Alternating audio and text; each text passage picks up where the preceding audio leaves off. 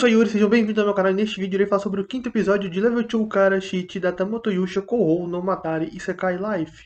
O episódio já começa ele mostrando a invasão dos demônios, arrebentando com tudo só porque o Lorde Demônio ficou putinho que a sua crush sumiu, né? Foi pra outro lugar por conta do herói que foi lá tentar recrutar o Frio à toa. O Frio meteu o teletransporte, ela foi junto e agora o Lorde Demônio foi lá visitar pra ver ela, ficou putinho, então resolveu atacar os humanos ali. Falou, quer saber? Bora atacar, vamos, bora lá, já tô aqui mesmo. Me deixaram com raiva, então vamos lá, vou fazer uma pequena chacina. E enquanto isso, no castelo, o rei era informado por um soldado que basicamente tava perdendo a batalha, que a Fortaleza Norte podia cair a qualquer momento, enquanto que o tal herói tava lá fechado na Fortaleza do Sul, né? Com um cu na mão, só escondido, aproveitando a mordomia, já que ele tem medinho de morrer, né? Não quer lutar. O rei até manda e chama ele, porém os conselheiros que estavam ali disse pro rei que eles deviam reunir os magos para lançar o feitiço de purificação, já que eles não podiam ficar contando ali com o herói, né? Que o herói, na hora que precisava, fugia, né? Ficava escondido.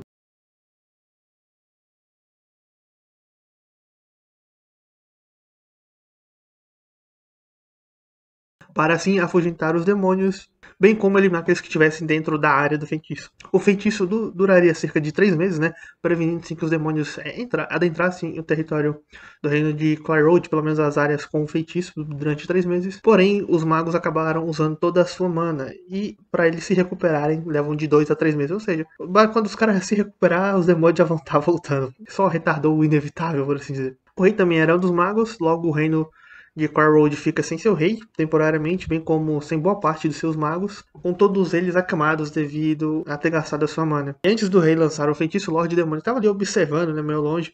Chega alguns outros demônios ali, subordinados a ele, certamente de um grau mais alto na escala de comando, bem como a Ulimis também aparece por lá. E o Lorde Demônio fala para eles se retirarem, né? A Ulimis acha estranho, pois pensava que era hora de intensificar o ataque, mas o Lorde Demônio disse que os humanos lançariam um feitiço de purificação, então seria melhor recuar para não terem baixas, né, não perderem muitos soldados. Então é assim feito, os humanos usam o feitiço, os demônios recuam e pelo menos vão ser uns 3 meses sem os demônios poderem atacar ali se não quiserem sofrer baixas consideráveis. E após toda essa ocorrência com seu pai impossibilitado de realizar o dever, a princesa então disse que vai assumir o lugar dele, né? Então ela vai ser regente ali, pelo menos até o rei voltar a ter condições. E o primeiro decreto dela expulsar o grande herói, basicamente. Ela percebeu quão inútil ele é, ela percebeu quão inútil ele é, bem como não ajudava em nada, principalmente na hora que mais precisava, ele ficava só escondido na retaguarda, ela morrendo de medo, com o cu na mão, e ia se aproveitando das regalias ali que o reino dava pra ele. Então, o primeiro decreto dela já foi o melhor de tudo.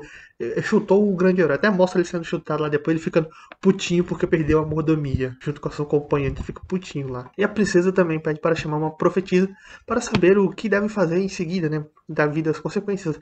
Vai estar sem o rei, vai estar sem os magos, então que movimentos fazer, principalmente para lidar com o Lorde Demônio. Enquanto tudo isso acontecia, o Fleo estava de boa na sua casa, vivendo ao oeste do reino com a sua esposa, né, e as outras 4 lá, e se mudaram lá para ficar sob a tutela dele, né. O Fleo, ele mostra ele tentando se estabelecer ali como comerciante, né, ele está produzindo os materiais dele, como o escudo de escama de dragão, e ele quer vender esses materiais, então ele precisa estabelecer algumas rotas de comércio, né, pessoas para ele abastecer a loja, criar o negócio dele. E ali eles estavam conversando após o almoço, né, comerem. E a Blossom diz que vai ajudar também financeiramente, né, ela vai vender alguns dos vegetais que eles produzem na horta. E a Bileri, ela diz que vai trabalhar criando cavalos, pois ela já trabalhou no estábulo do castelo. Então ela tem uma noção de como criar cavalos. Então ela criaria os cavalos e alugaria, né, para viajantes, pessoas para transportar carroças, essas coisas. Então seria uma renda também. Enquanto isso, enquanto a Blossom e a Blair estão lá oferecendo seu serviço, né? As outras duas, a Balirosa e a Belana, acabaram ficando assim de cabeça baixa, né? Meio tristinha, pois elas não têm nenhuma habilidade, ou não sabem como ajudar ali naquele momento. Elas não são boas em nada, não fazem alguma atividade remunerada que ajude. Apesar que elas poderiam trabalhar ali como aventureiras, mesmo que fazendo missões de baixo nível, para tentar ajudar uma graninha, algo assim. Aí entra a Riz, né? Vendo ali que as duas estavam meio tristes, né? Por não ter como ajudar de forma financeira também, ficaram incomodadas com isso. Mas a Riz diz ali que não tinha problema, que ela, como esposa do líder da Alcateia, cuidaria dela, era o trabalho dela. A Balirosa fica meio triste, incomodada com isso, que elas são vistas ali como um membro de uma alcateia, ou seja, não é nem vista como uma pessoa normal, ela é vista como um membro de uma alcateia que tem que ser sustentado pelos líderes ali. E o Frio, pra meio que contornar isso, diz que elas podem ajudar nas tarefas domésticas e continuar com o seu treino de espada e magia, né? Elas acabam aceitando, né? Agradecem ali a generosidade, né? Obviamente ficam deprimidas pela situação porque elas querem ajudar, não é que elas não querem, elas querem mais. Não tem habilidades para isso. Pela noite ele mostra o Frio tendo uma conversa com a Riz, né? Ele falando dela animada com a vida deles e tudo mais. E ela diz ali que se for por ele faria qualquer coisa. E ele, após ouvir isso, agradece ela ali, dizendo que deve ser difícil para ela se adaptar a essa vida, né? Porque ela é um demônio, tem que se adaptar ao modo de vida dos humanos e tudo mais. Porém, enquanto ele tá falando isso, ela acaba dormindo. Então, ali, nos mostrando os pensamentos do Frio. É sobre a insegurança que ele sentiu quando chegou neste mundo. Mas que, felizmente, ele também conseguiu se estabelecer, né? Conseguiu um emprego, né? Como aventureiro, dinheiro e até mesmo uma casa.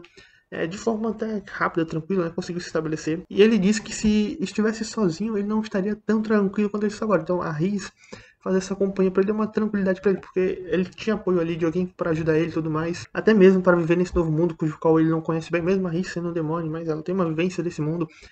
Também tem a Valorosa lá que vai ajudando eles e tudo mais, e as outras. Então, por ele estar com ela, principalmente a Riz do lado dele, ele se sente mais tranquilo em relação a isso. E no outro dia, o Frio e a Riz acabam indo a um encontro muito por influência das quatro, né, da Valorosa e das outras, até também como uma forma de agradecimento por eles acolherem elas, né.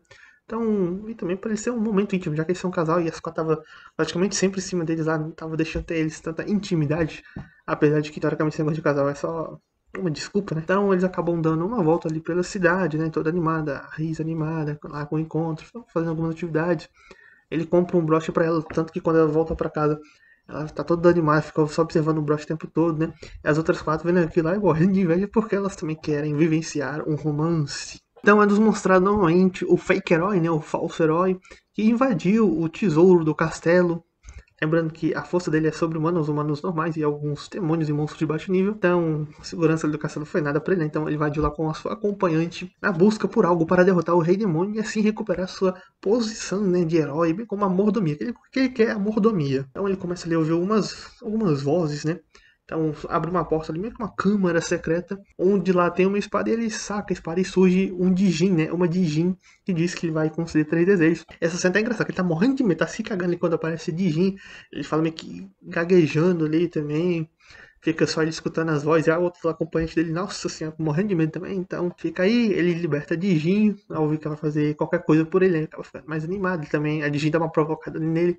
Fala, pô, você é covarde, você vai fazer, você vai me libertar. Como recebe 3 desejos, ele já sabe basicamente bem o que vai pedir. Vamos mostrar então a princesa recebendo a profetisa Úrsula, né? Enquanto elas estavam conversando ali, surge colares no pescoço de todos ali presentes. E a princesa logo percebe e manda os guardas para a sala de tesouro para capturar os invasores. Alguma das pessoas ali acaba perguntando o que ela quer e a profetisa diz ser o colar da decapitação, que é usado em sacrifícios para o Dijin quando ele realiza um desejo. A princesa diz que no passado o rei desejou para o Dijin a morte do Lorde Demônio. Em troca, metade das vidas do continente acabaram sendo sacrificadas para que o Dijin atendesse esse pedido, realizasse esse desejo. E após o desejo, todos os magos se uniram ali para selar o Dijin e no presente alguém acabou libertando esse Dijin e fez um desejo. A princesa então, nesse novo estado de urgência, pede para a profetisa, né, ali, para ela ver o futuro nas cartas, alguma forma de resolver aquele problema antes que o desejo se cumpra, pois quando o desejo fosse cumprido, o colar seria ativado e todos ali acabariam por morrer. A profetisa então diz que vão precisar do verdadeiro herói que já havia sido invocado, que no caso é o Frio. Então as pessoas ali percebem, deve ser aquele aventureiro super forte lá que o rei mandou, mas se recusou e tudo mais. Então, algumas pessoas ali, até o tic-tac bom, né, percebe lá que era o Frio, mas eles não sabem tal. A profetisa diz que ele está no oeste, então o povo ali diz que vão mandar alguns cavaleiros, alguns soldados para ir procurar por ele e encontrar. Só que a princesa nega, dizendo que ela mesma vai, que ela não poderia dividir as forças do reino naquele momento, né. E também ela deve ter pensado, das outras vezes sempre mandou um soldado, um mensageiro, algo assim para procurar, ele nunca veio. Então, a forma de tratamento, modus operantes que ele estava usando, obviamente não estava funcionando, né? Não funcionou com ele. E como a princesa é demonstrada que é melhor de lábia, sabe conversar, é mais sensata, né? Melhor da cabeça do que os outros, principalmente do que o rei de qualquer outro planeta. Tem a cabecinha melhor, menos doida, menos preconceituosa também. Então ela é melhor mesmo que ela vá. É melhor ir mandar uma pessoa sensata que saiba conversar, né? De forma educada. Assim como o Frio gosta de conversar, não gosta de lutar. Então, Já devia ter feito isso desde o começo. Mas enfim, agora quem vai atrás é a própria princesa para poder lidar com essa situação do Dijin. Corta pro Frio que tá lá negociando o escudo do dragão, né? A Balirosa havia indicado uma loja ali e o Frio estava estabelecendo uma relação comercial onde ele poderia fornecer escudos, bem como outros materiais. Até pergunta lá pro vendedor onde ele poderia achar outras pessoas interessadas em seus produtos, que ele fazia diferentes produtos, né? Afinal, ele tinha um estoque de materiais de monstros diferenciados, né? Que ele havia derrotado anteriormente. Principalmente dragão, né? Que ele havia eliminado vários dragões lá quando a Liminas atacou. E a Riz e a Balirosa estavam lá de fora, só observando, né? Vendo como o Frio tava parecendo feliz, todo alegre lá. Falando sobre ele, né? A Balirosa elogiando as habilidades e talentos do Frio, né? Já que ele é versátil, né? Pode produzir vários tipos de materiais e estabelecer uma relação comercial. A Riz acaba até se gabando do seu marido aqui, dizendo que ele já trabalhava como mercador antes, ele já trabalhou como comerciante antes. Até que a Balirosa ali fala da inveja que ela sente, né? Pô, da Riz por se casar com um Frio e tudo mais. E a Riz ali meio que já corta, né, aquela pressão ameaçadora pra cima da Balirosa, né? Pensando assim, toma cuidado com o que tu vai falar, que senão você vai perder a cabeça. Então, a Balirosa tem que ficar ali pianinha e tomar cuidado com as palavras, né? Ela, inclusive, tenta desconversar, alegando que queria alguém como ele, né? Como o Frio. É que pudesse se prover ali como ele, alguém competente como ele. A Riz disse que ela já tem um homem competente, disponível, né, interessado nela. No caso, é o Gozal, né? O Lorde Demônio. E aí, a Balirosa, ela fica chocada e deprimida ao saber que o Lorde Demônio tem interesse nela. Assim, ele gosta de mim como se eu fosse o Lorde Demônio. Não, ela vê os demônios como inimigos, mas e a distância dele, bem como a pressão, não suporta ficar perto dele. Ela apaga. E só que o Lorde Demônio acha que ela suporta, que ela fica imóvel sem mexer o músculo, mas isso é porque ela já apagou a alma, já saiu do corpo, ficou só o corpo físico.